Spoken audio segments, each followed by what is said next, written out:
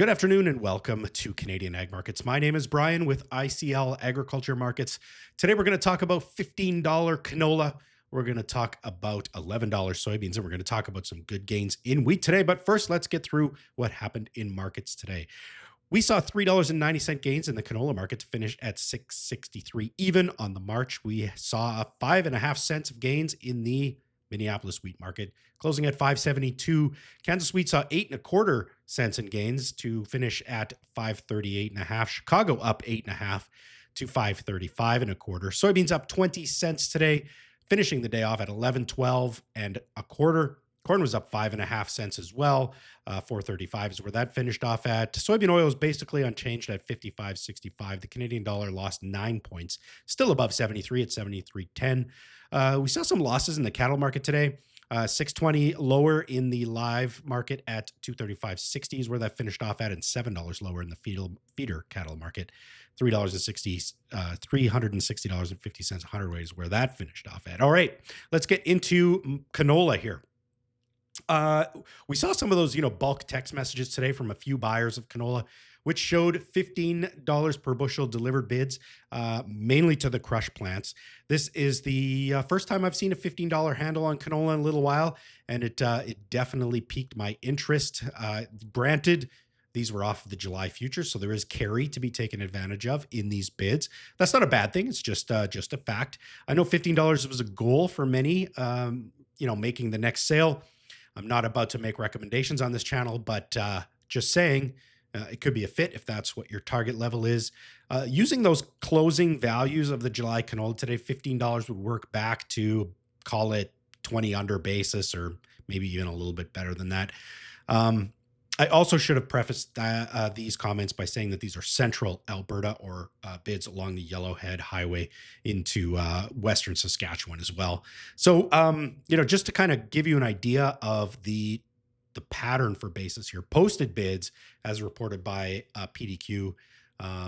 PDQ.com or PDQinfo.com is where this chart is coming from. In this kind of same area, the Yellowhead corridor kind of area, show $38.20 under the July for July delivery. We know that PDQ's posted bids are always lower than actual, but the history of posted bids for July has shown some steady improvement since the end of November. Let's also mention that you can express a bullish bias on basis into spring or summer by hedging futures at these levels and leaving basis open, of course. To each their own, but it's possible. Basis levels are historically low for this time of year.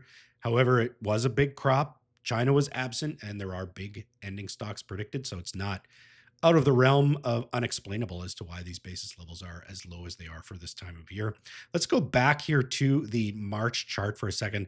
Our 667 target has nearly been reached now. Again, that target is the 200-day moving average, which kind of conveniently lines up within a couple of bucks of the November contract highs. So you could call it 667, 670 is where that resistance may lie. It's reasonable to say, I think, that this is a potential area of resistance, and likely a pretty strong one given those highs and this 200-day moving average. So it might be prudent for long holders to be taking profits and waiting for a break above resistance in order to confirm a continued bullish move here in canola. I do want to show or maybe add a contrarian note about that previous statement about that being a bit of a pivot level. Open interest is rising, and this is a graph from our friends at the trading floor illustrating the gains in open interest through January. Short sellers reducing their longs does not explain this. Rising open interest in a rising market generally signals that there's new longs entering into the market. In other words, these recent gains have likely seen new buyers entering this market. So that is a positive sign for canola at this at least right now. Let's get on to soybeans here. Soybeans had a volatile day yesterday, rising to a high of about 11.15 on the front month and then falling below the $11 handle by the end of the day.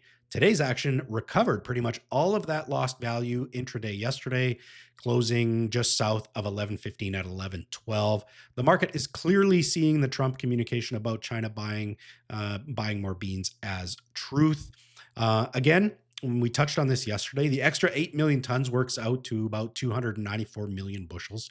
There are still many people questioning this announcement, as China has really only bought 8.5 million-ish tons of beans officially. Now, some of the beans sold to unknown are likely to China as well. But the media had been reporting that the whole 12 million tons had been bought, and there's no necessary concrete evidence to support that. But as we said yesterday, though, the market doesn't seem to care about what these naysayers have to say, or at least they don't care yet.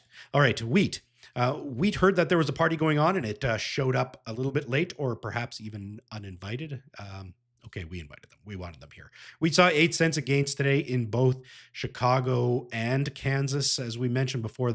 That doesn't change much on that Chicago chart, as it still looks very sideways, but it does show Kansas seeing some support 2 days in a row at the converged 50 and 100-day moving averages, and keeps that kind of shorter term trend line up in place. So overall, not necessarily negative. The last few days of weakness are not necessarily negative for KC, at least at least negative for the pattern, at least at this point. Minneapolis has also added a nickel to values.